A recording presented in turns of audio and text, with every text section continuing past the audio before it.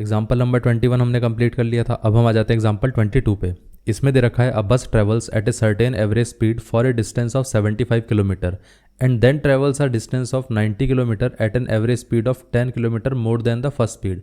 Basically उसने क्या करा कि यहाँ पर एक बस है, एक सर्टेन डिस्टेंस कवर कर रही है, ठीक है।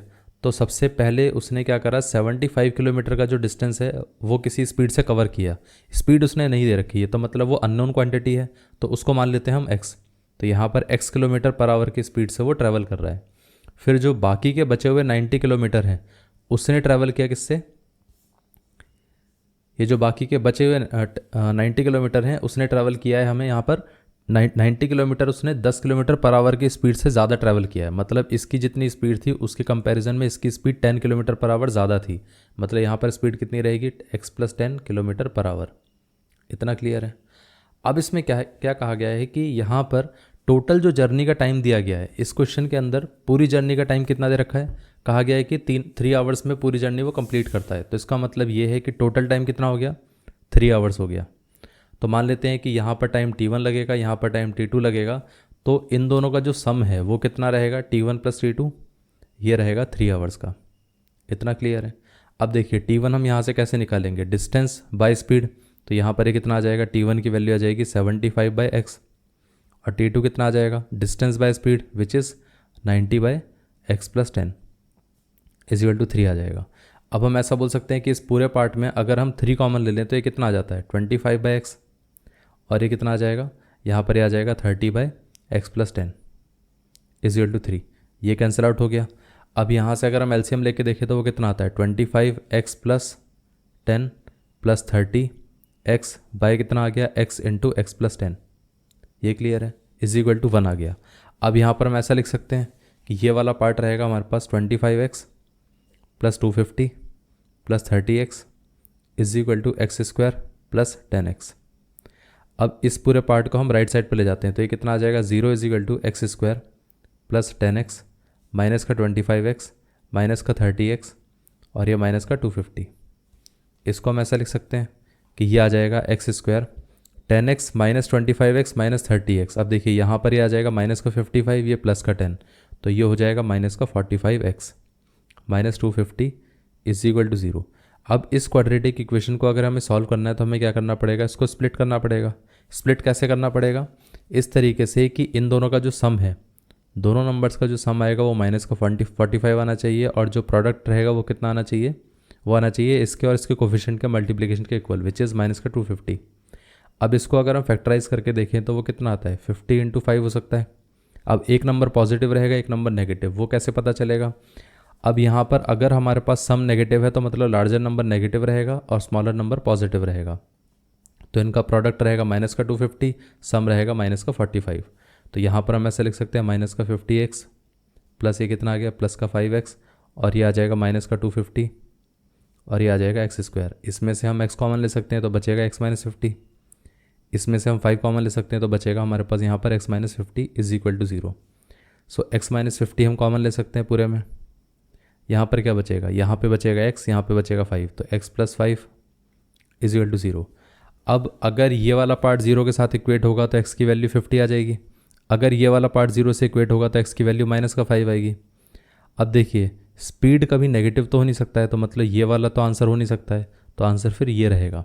इतना क्लियर है। तो इसका मतलब ये है कि उसकी जो ओरिजिनल स्पीड है वो कितनी है, ओरिजिनल स्पीड, या यूँ कहें कि इनिशियल स्पीड, जो पहले वाली स्पीड थी वो कितनी थी, x = 50 किलोमीटर पर आवर। इतना क्लियर है। बाद में उसकी स्पीड कितनी हो गई थी, 10 उसने और इंक्रीज़ कर दी तो बाद में उसकी 60 हो गई थी। ये पार्ट क्लियर हो गया। अब ये पार्ट अगर क्लियर हो गया है तो अब हम आ जाते हैं एग्जाम्पल नंबर 23 पे। अब देख लेते हैं एग्जाम्पल नंबर 23 में क्या दे रखा है। एग्जाम्पल 23,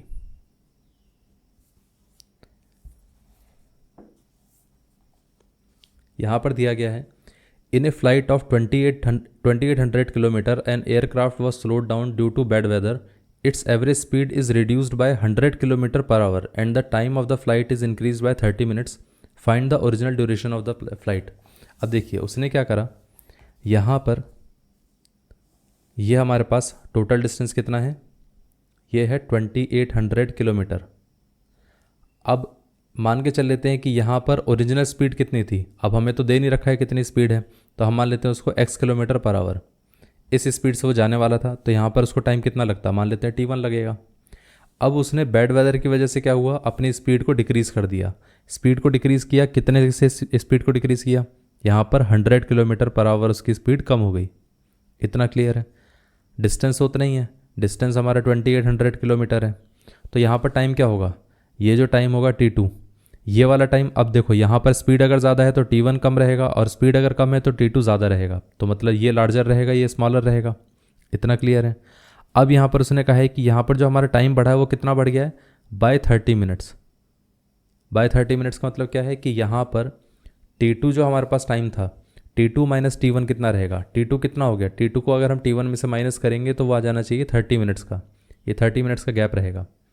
अब ये जो हमारे पास स्पीड है वो क्या रहेगी, अगर हम t1 t2 निकालने जाएंगे तो इसकी स्पीड से निकाल सकते हैं, तो ये आ जाएगा 2800 बाई x माइनस 100। इतना क्लियर है।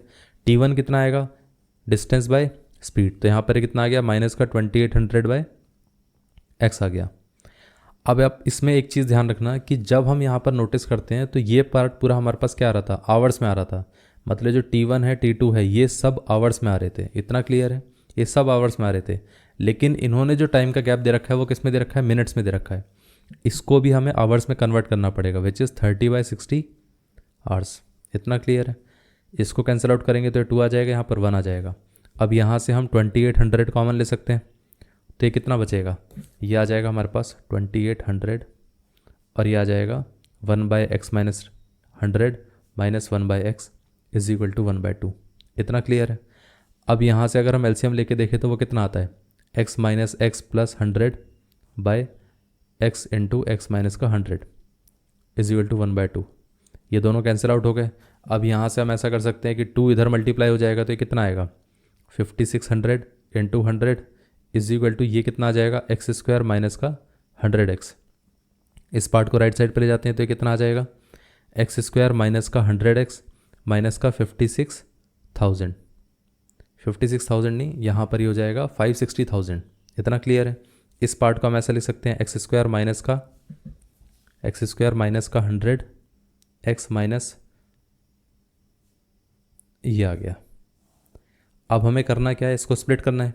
इसको स्प्लिट इस हिसाब से करना है कि हमारे पास सम क्या होना चाहिए, सम होना चाहिए हमारे पास माइनस का 100, और यहाँ पर जो प्रोडक्ट है वो क्या होना चाहिए, प्रोडक्ट होना चाहिए माइनस का 560,000। इतना क्लियर है।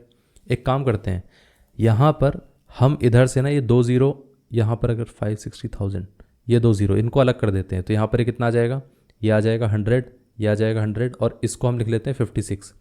56 के फैक्टर क्या होंगे, 8 और 7, और यहाँ पर कितना था 100 और 100, तो दोनों 100 को ना एक एक में रख देते हैं, तो यहाँ पर कितना आ जाएगा 800, और एक आ जाएगा 700। इतना क्लियर है। इन दोनों का प्रोडक्ट ये रहेगा, और इन दोनों के बीच का जो गैप है वो कितना है, 100 है। तो एक चीज़ हमें प्लस, हमारे पास प्लस होनी चाहिए, एक माइनस होनी चाहिए। वो कैसे पता चलेगा, सम अगर नेगेटिव है तो larger number negative, smaller positive. अब इन दोनों का अगर हम सम करके देखेंगे तो -100 आएगा, प्रोडक्ट हमारे पास माइनस का 560,000 आ जाएगा। इतना क्लियर है। इसको हम ऐसा लिख सकते हैं, एक्स स्क्वायर, और ये आ जाएगा हमारे पास एक्स स्क्वायर माइनस का 800x प्लस का 700x माइनस का 560,000 इज इक्वल टू 0। इसमें से अगर हम कॉमन लेंगे तो x यहाँ पर ही आ जाएगा, x माइनस 800। इसमें से अगर हम कॉमन लेंगे तो 700 कॉमन आ जाएगा। अब यहाँ से हमारे पास बाकी का बचेगा कितना, x माइनस, इसमें से ये 700 गया है तो कितना बचेगा 800 इज इक्वल टू 0। तो यहाँ से x माइनस 800, और ये आ जाएगा x प्लस 700। इसको अगर हम 0 से इक्वेट करेंगे तो x की वैल्यू कितनी आ जाएगी 800। इसको अगर हम 0 से इक्वेट करेंगे तो x की वैल्यू आ जाएगी माइनस का 700। इतना क्लियर है। तो इसका मतलब हमारे पास ओरिजिनल स्पीड जो थी, इनिशियल स्पीड जो हमारे पास थी फ्लाइट के, वो कितनी थी 800 किलोमीटर पर आवर। क्योंकि देखिए x नेगेटिव तो हो नहीं सकता है, तो मतलब 700 तो माइनस का 700 तो होगा नहीं, तो x पॉजिटिव ही रहेगा, तो which is 800 kilometre per our. इतना क्लियर है। ये इसकी ओरिजिनल स्पीड है। अब यहाँ पर ओरिजिनल स्पीड वो है 800 किलोमीटर पर आवर।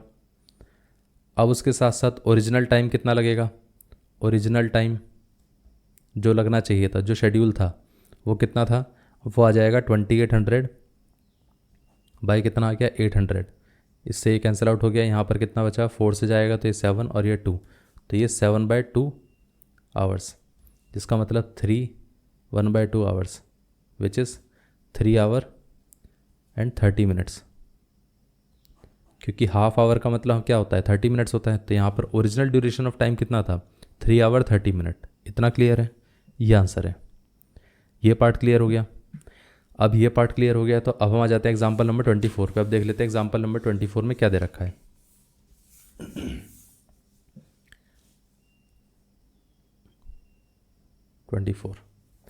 अब इसमें दिया गया है,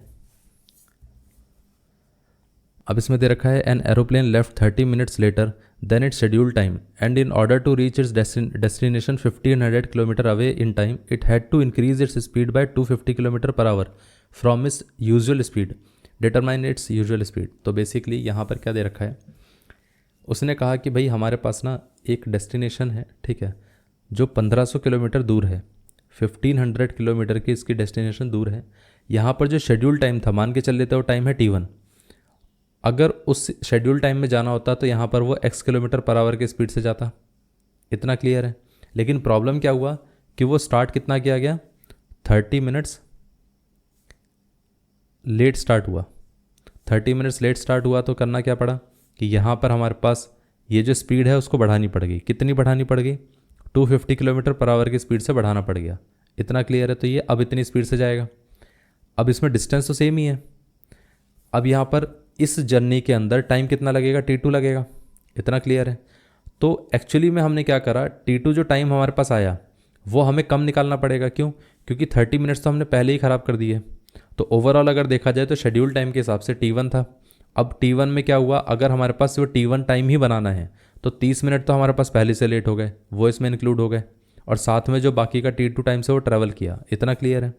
क्योंकि ओवरऑल ये वाला टाइम भी कितना रहना चाहिए, जो शेड्यूल टाइम था उसी के हिसाब से होना चाहिए। तो इसलिए उसने टाइम रिड्यूस करने की कोशिश करी, ताकि वो स्पीड बढ़ा के उसने टाइम रिड्यूस कर दिया, ताकि वो इस 30 मिनट्स को कंपेंसेट कर पाए।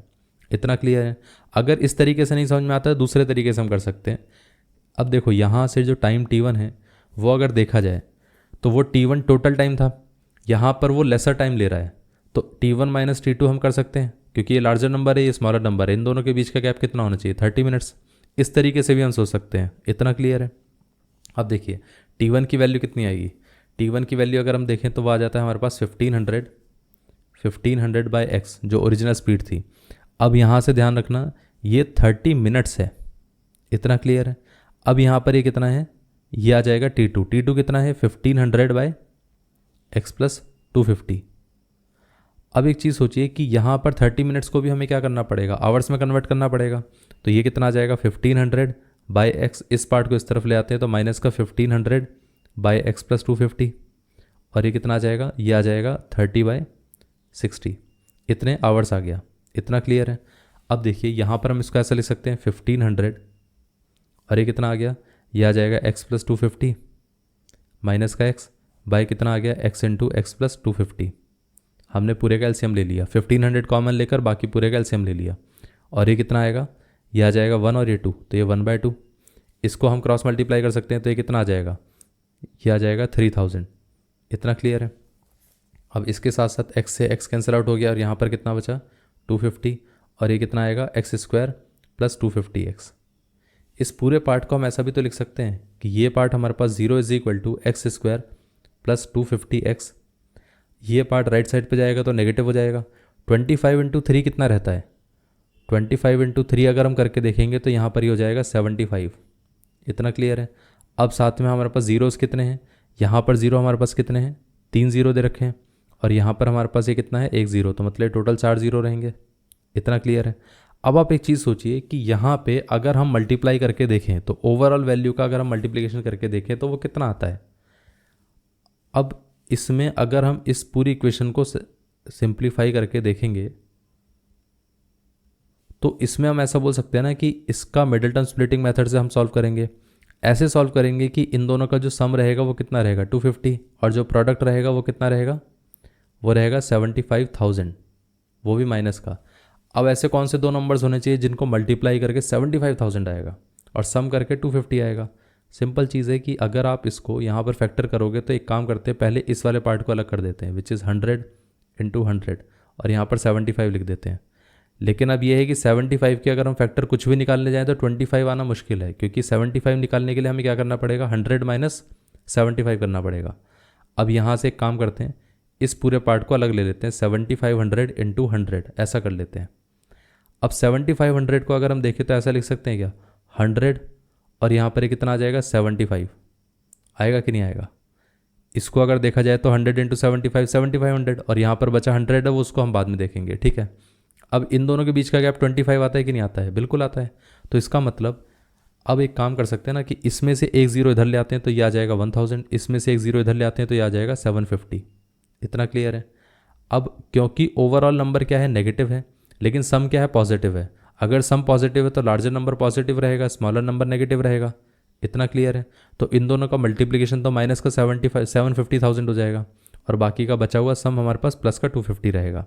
इसका मतलब एक आ जाएगा हमारे पास प्लस का 1000x, और एक आ जाएगा माइनस का 750x, और ये पार्ट कितना रहेगा, माइनस का 750,000 इज इक्वल टू 0, और यहाँ पर ये x²। इतना क्लियर है। अब देखिए यहाँ पे x, यहाँ से अगर हम कॉमन लेते हैं कितना आएगा, ये आ जाएगा x प्लस 1000। इसमें से अगर हम कॉमन लेंगे तो माइनस का 750 आ गया, यहाँ पर ये आ जाएगा x plus 1000 is equal to 0। इसमें से x प्लस 1000 हमारे पास क्या आ गया, कॉमन आ गया।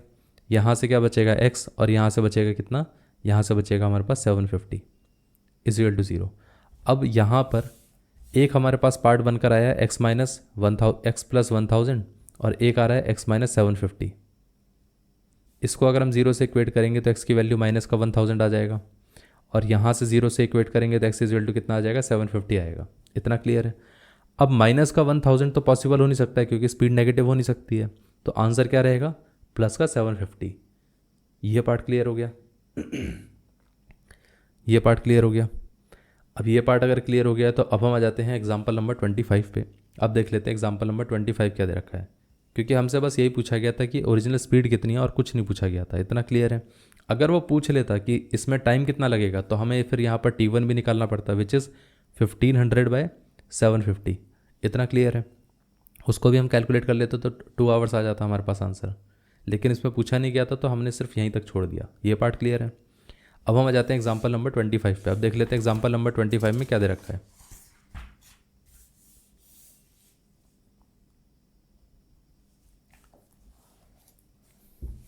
इसमें दिया गया है, if a man walks 1 kilometre per hour faster than its usual speed, then he covers a distance of 3 kilometre in 15 minutes less time, find the usual speed. देखिए इसकी जो पहले की स्पीड थी, मान के चल लेते हैं उसने क्या करा, यहाँ पर ये पूरा डिस्टेंस है 3 किलोमीटर का। इतना क्लियर है। अब उसने जो स्पीड से कवर किया वो था x किलोमीटर पर आवर की स्पीड से। इतना क्लियर है। अब उसने क्या करा, यहाँ पर जो इसकी स्पीड है उसने बढ़ा दी, वो कर दिया x plus 1 kilometre per our. इतना क्लियर है। अब यहाँ पर उसका जो डिस्टेंस है वो तो 3 किलोमीटर था पहले, लेकिन जो टाइम लग रहा था और जो बाद में टाइम लग रहा है, बाद वाला जो टाइम है वो क्या है, 15 मिनट्स लेस। किससे लेस है, पहले से, तो मतलब लेस देन T1। तो हम ऐसा बोल सकते हैं ना कि T2 इज इक्वल टू कितना रहेगा, T1 माइनस 15 मिनट्स। इतना क्लियर है। अब यहाँ से देखिए, अगर हम T2 निकालने जाएँ तो वो कैसे निकालेंगे, 3/x प्लस 1, और T1 निकालेंगे तो वो किससे निकालेंगे, 3/x। तो ये 3/x माइनस का 15 को अगर हम देखें तो ऐसा बोल सकते हैं 15/60, क्योंकि ये आवर्स में होना चाहिए। इतना क्लियर है। अब देखिए यहाँ पर अगर कैलकुलेट किया जाए तो वो कितना आएगा। अब यहाँ से हम ऐसा बोल सकते हैं कि ये पार्ट कितना रहेगा, 3/x plus 1 is equal to 3/x minus का 1/4। अब इसमें से हम एलसीएम ले सकते हैं, ये आ जाएगा 4x, 4 इंटू 3 कितना हो गया 12, माइनस का कितना हो गया x, क्रॉस मल्टीप्लाई कर सकते हैं तो यहाँ पर कितना आएगा 4 इंटू 3 12x, ये इससे मल्टीप्लाई होगा तो कितना आएगा x into 12x, x into x square, 1 into 12 1 into x minus का x। अब ये पूरा पार्ट को हम लेफ्ट साइड पे ले आते हैं। एक काम करते हैं, इधर से पहले 12x को कैंसिल आउट कर देते हैं। अब पूरे पार्ट को लेफ्ट साइड पे लाएंगे तो ये आ जाएगा x स्क्वायर प्लस का x, और यहाँ पर माइनस का 12 इज इक्वल टू 0। अब इसको स्प्लिट करना है। स्प्लिट कैसे करना है, ऐसे नंबर्स में स्प्लिट करना है कि उनका सम क्या आना चाहिए, सम आना चाहिए +1 और जो प्रोडक्ट है वो क्या आना चाहिए, वो आना चाहिए -12। अब -12 प्रोडक्ट आ रहा है तो इसका मतलब एक नंबर रहेगा -4, एक नंबर रहेगा +3। इतना क्लियर है? क्योंकि यहाँ पर हमारे पास अगर हम इन दोनों को मल्टीप्लाई करेंगे तो -12 आएगा, लेकिन प्रॉब्लम यह है कि सम तो हमारे पास +1 आ रहा है, इन दोनों को ऐड करेंगे तो -1 आएगा। तो लार्जर नंबर एक्चुअली में पॉजिटिव होना चाहिए, स्मॉलर नंबर एक्चुअली में नेगेटिव होना चाहिए। ये पार्ट क्लियर है? तो इसका मतलब यहाँ पर जो नंबर रहेगा वो +4x रहेगा और -3x रहेगा। और ये कितना आ गया, -12 = 0, और यहाँ पर ये आ गया x²। इसमें से अगर हम कॉमन लेंगे तो x, ये आ गया x+4। इसमें से अगर हम कॉमन लेंगे तो -3, ये आ गया x+4 = 0। इसमें से x+4 कॉमन आ जाएगा, यहाँ पर क्या बचेगा, x-3। इसको अगर हम 0 से इक्वेट करेंगे तो x की वैल्यू कितनी आ गई, -4। इसको अगर हम 0 से इक्वेट करेंगे तो x की वैल्यू कितनी आ गई, +3। इतना क्लियर है?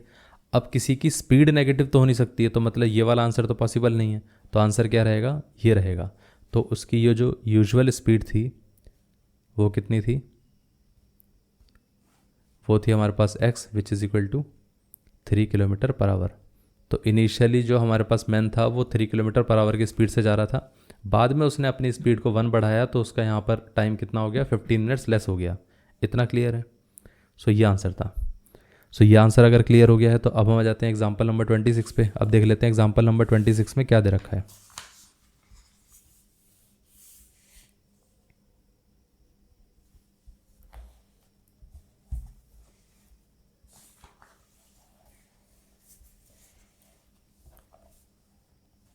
अब देखिए इसमें क्या दे रखा है, a motor boat whose speed in still water is 24 km/h takes 1 hour more to go in 32 km upstream than to return downstream to the same spot. Find the speed of the stream. अच्छा, अब एक चीज़ मैं आपको पहले बता देता हूँ। यहाँ पर आप एक चीज़ नोटिस करना कि जब भी हमारे पास कभी रिवर वाला सीन दिया जाए, अब मान लेते हैं कि रिवर ऐसे है, वो इस तरीके से फ्लो कर रही है, ये वेलोसिटी ऑफ रिवर है। इतना क्लियर है? और साथ में क्या है, बोट जा रही है। मान लेते हैं कि बोट सामने की तरफ जा रही है, तो ये वेलोसिटी ऑफ बोट है। इतना क्लियर है? वेलोसिटी ऑफ बोट, जो बोट की खुद की स्पीड होती है उसको कहा जाता है velocity of boat in still water. अब हम ऐसा क्यों बोलते हैं कि स्टिल वाटर के अंदर वेलोसिटी है, क्योंकि देखिए अगर एक एग्जांपल के तौर पर मैं बताता हूँ आपको। अगर मान लेते हैं कि यहाँ पर कोई बोट थी, लेट्स से कि हमारे पास वो 3 km/h की स्पीड से जा रही थी रिवर, ठीक है, वेलोसिटी ऑफ रिवर 3 km/h है। ये वेलोसिटी ऑफ बोट कितना है, वो है 5 km/h। तो कहने का मतलब पता है क्या है, कि अगर रिवर मूव नहीं कर रही होती तो भी वेलोसिटी बोट की कितनी थी, 5 km/h होती। इसलिए कहा जाता है कि ये वेलोसिटी ऑफ बोट क्या है, वो स्टिल वाटर में है, स्टिल वाटर के अंदर। इतना क्लियर है? अब अगर हम देखें तो यहाँ पर जब, क्योंकि रिवर भी फ्लो कर रही है, तो नेट वेलोसिटी ऑफ बोट कितनी आएगी, वो नेट वेलोसिटी क्या होती है, ग्राउंड से। अगर कोई इंसान ग्राउंड से ऑब्जर्व कर रहा है उसके लिए बोट की वेलोसिटी क्या रहेगी, उसके लिए बोट की वेलोसिटी होनी चाहिए 5 + 3। इतना क्लियर है? क्योंकि रिवर की भी इसमें ऐड होगी। तो इसलिए ये वाला जो पोर्शन होता है जो उसकी एक्चुअल वेलोसिटी है वो स्टिल वाटर वाली होती है, जो नेट वेलोसिटी है वो ग्राउंड से कोई देख रहा होता है तो उसके हिसाब से है। क्वेश्चन में मैं आपको बता दूंगा कैसे किया जाता है, ठीक है। अब जैसे उसने हमें यहाँ पर वेलोसिटी ऑफ बोट दे रखा है कितना, स्टिल वाटर में, तो velocity of boat in still water, ठीक है, कितना दे रखा है। अब उसने हमें कितना दे रखा था, इस 24 km/h, तो उसने हमें 24 km/h इसकी स्पीड दे रखी है। इतना क्लियर है? अब उसने कहा है कि हम दो केस बना लेते हैं, एक बना लेते हैं अप स्ट्रीम वाला और एक हम बना लेते हैं डाउन स्ट्रीम वाला।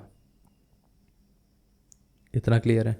अब देखिए अप स्ट्रीम में क्या था, इस वाले केस में यहाँ पर वो रिवर में ऐसे जा रहा है कि यहाँ पर हमारे पास क्या है, रिवर इस तरीके से जा रही है, मतलब रिवर इस तरीके से फ्लो कर रही है, ये वेलोसिटी ऑफ रिवर है। लेकिन वो जो आदमी है वो अपोजिट जा रहा है रिवर के, अप स्ट्रीम मतलब अपोजिट जाते हैं जब रिवर के। इतना क्लियर है? तो velocity of boat v b है। इतना क्लियर है?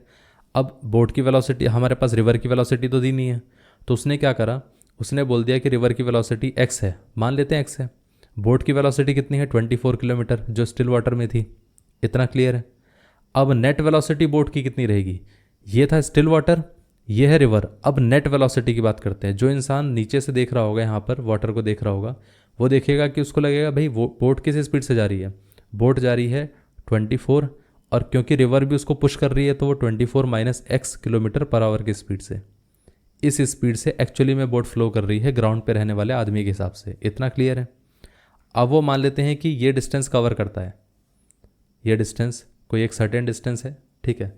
अब हमें पता नहीं है, एक सेकंड देख लेते हैं कितना दे रखा था, 30 किलोमीटर अपस्ट्रीम, तो 30 किलोमीटर दे रखा है, 32 किलोमीटर। तो ये 32 किलोमीटर हमें यहाँ पर कहा है कि इतने इसने डिस्टेंस कवर किया। इतना क्लियर है। अब वही डिस्टेंस अगर वो डाउन स्ट्रीम में कवर करता है, मतलब उसने यहाँ से, रिवर की वेलोसिटी कितनी है x किलोमीटर पर आवर, जो आदमी है उसकी वेलोसिटी बोट की कितनी है 24 किलोमीटर पर आवर। इतना क्लियर है। अब वो ऐसे फ्लो करता है तो डाउन स्ट्रीम के हिसाब से जो आदमी यहाँ से देख रहा होगा उसको ऐसा लगेगा ना कि भाई ये डिस्टेंस कवर करने के लिए, ये 32 किलोमीटर का डिस्टेंस कवर करने के लिए रियलिटी में बोट की स्पीड कितनी है, उसको तो लगेगा भाई सामने की तरफ बोट जा रही है 24 प्लस एक्स की स्पीड से। इतना क्लियर है। अब यहाँ से अगर हम टाइम कैलकुलेट करें तो वो कितना आएगा, इधर से अगर हम टाइम निकालेंगे तो वो T1 आ जाएगा विच इज़ 32/24 माइनस एक्स। यहाँ से कितना आ जाएगा, यहाँ से आ जाएगा T2 is equal to 32/24 plus x. इतना क्लियर है। अब मैंने इतना डिटेल में आपको एक्सप्लेन किया है, अब ऐसा नहीं है कि पूरा डिटेल में ऐसे ही लिखना है, ठीक है। ये मैंने जानबूझ के एक्सप्लेन किया है ताकि आपको पहले पूरी चीज़ क्लियर हो, फिर उसके बाद जाके हम पूरा क्वेश्चन करें। अदरवाइज़ तो डायरेक्टली हम क्या कर सकते थे, यहाँ से टाइम सीधा स्टार्टिंग से ही हम ये निकाल सकते थे। इतना क्लियर है। अब यहाँ पर देखिए उसने क्या कहा था कि अप स्ट्रीम के अंदर जाने में उसको 1 घंटा ज़्यादा लगता है, मतलब ये वाला टाइम क्या रहेगा, T1 is 1 our more than T2। इतना क्लियर है। तो मतलब हम T1 और T2 के अगर हम बीच में डिफरेंस देखें तो हम ऐसा बोल सकते हैं ना कि T1 में से अगर हम T2 को माइनस कर देंगे तो वो कितना आ जाएगा, 1 आवर आ जाएगा। और अभी हमने देखा था T1 कैसे आता है, 32/24 माइनस एक्स, तो ये आ जाएगा 32/24 minus x minus of 32/24 plus x is equal to कितना आ गया, 1 आ गया। अब यहाँ से अगर हम देखें तो 32 कॉमन आ सकता है, तो बचेगा क्या, यहाँ पर 1/24 minus x minus of 1/24 plus x is equal to 1। इसको ऐसा लिख सकते हैं 32 पूरे का एलसीएम लेंगे तो ये कितना है 24 minus x into 24 plus x, और ये कितना आएगा 24 प्लस एक्स माइनस का 24 minus x is equal to 1। इसको ऐसा लिखा जा सकता है 32, यहाँ से 24 से माइनस का 24 कैंसिल आउट हो गया, और ये कितना आ जाएगा x माइनस माइनस कितना हो गया, प्लस हो गया। अब ये a minus b into a plus b वाला फॉर्मूला अप्लाई हो सकता है, तो यहाँ पर आ जाएगा 24 का square minus x square is equal to 1।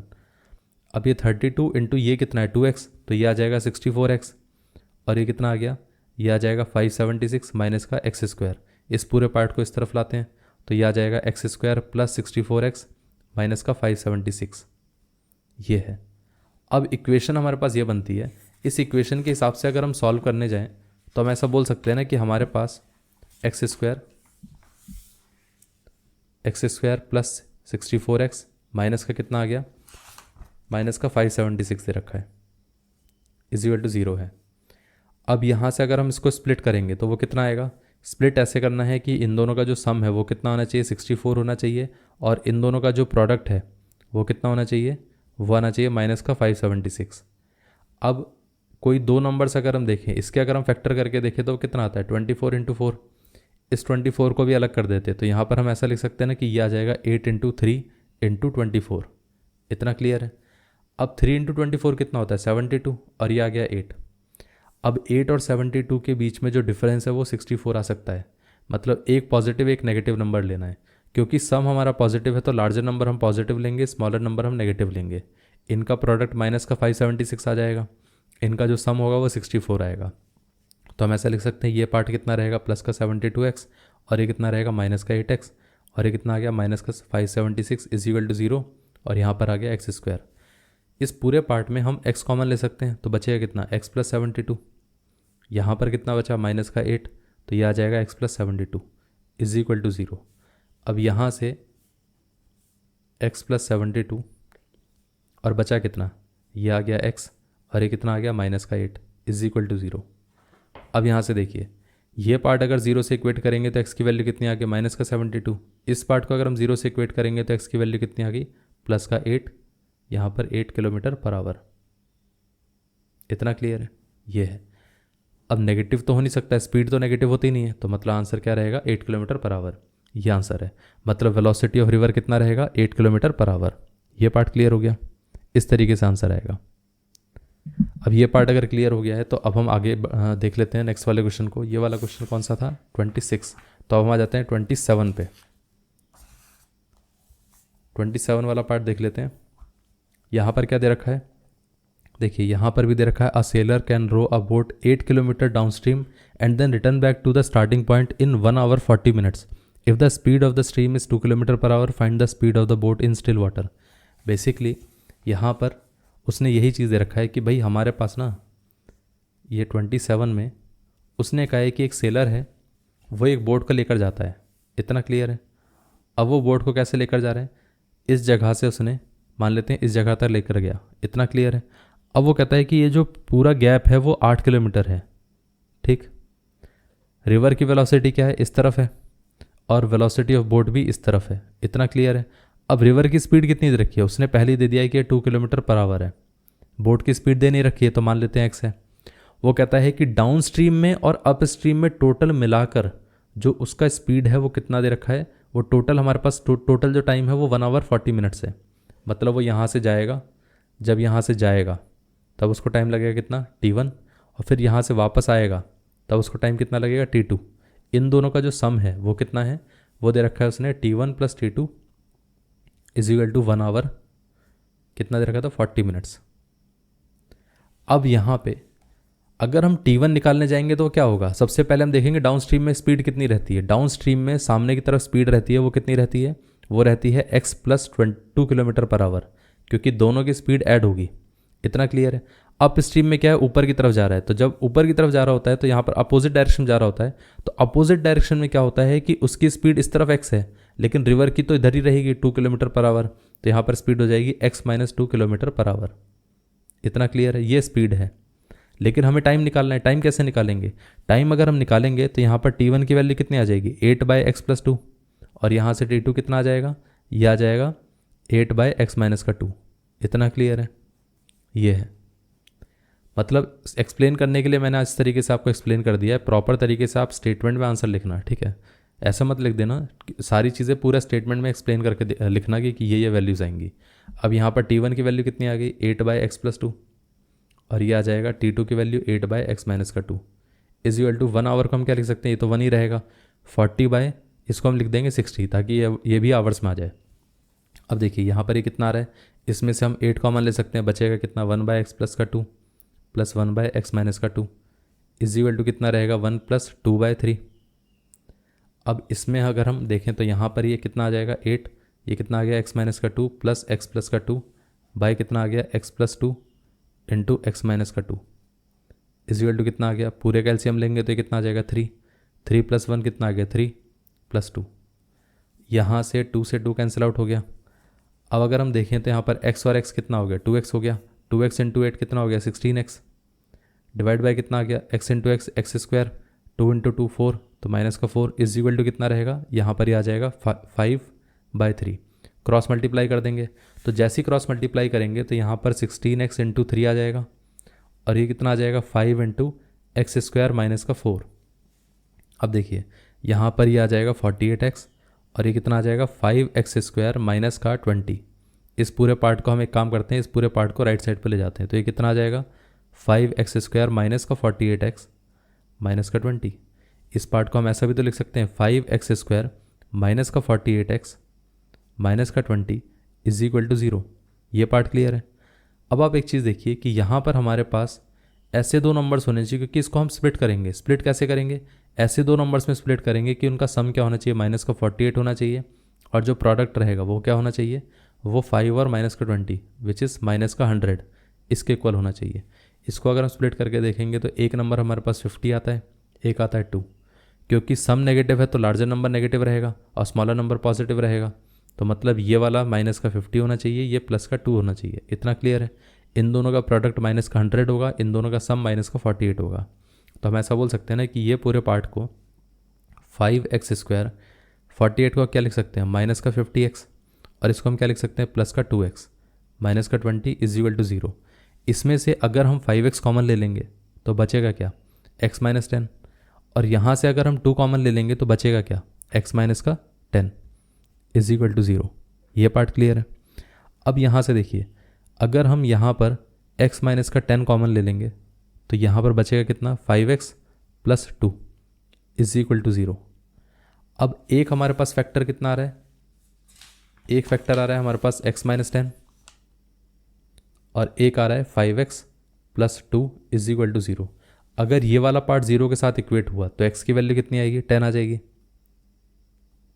इतना क्लियर है। अब ये वाला पार्ट अगर 0 से इक्वेट किया तो x की वैल्यू कितनी आ जाएगी, माइनस का 2/5। लेकिन स्पीड क्या हो सकती है, स्पीड नेगेटिव तो हो नहीं सकती है, तो मतलब आंसर क्या रहेगा, x is equal to 10 kilometre per hour. और उसने पूछा क्या था, स्पीड ऑफ बोट ही पूछा था, तो यहाँ पर ये क्या है, ये स्पीड ऑफ बोट है। इतना क्लियर है, तो ये आंसर है। ये पार्ट क्लियर हो गया। तो अभी तक हमने एग्जाम्पल नंबर 27 तक सारी चीज़ें कर ली हैं। अब नेक्स्ट लेक्चर में हम एग्जाम्पल नंबर 28 से शुरू करेंगे। सो ये लेक्चर यहीं तक था। So thank you very much for watching the video. अब हम मिलते हैं नेक्स्ट लेक्चर में।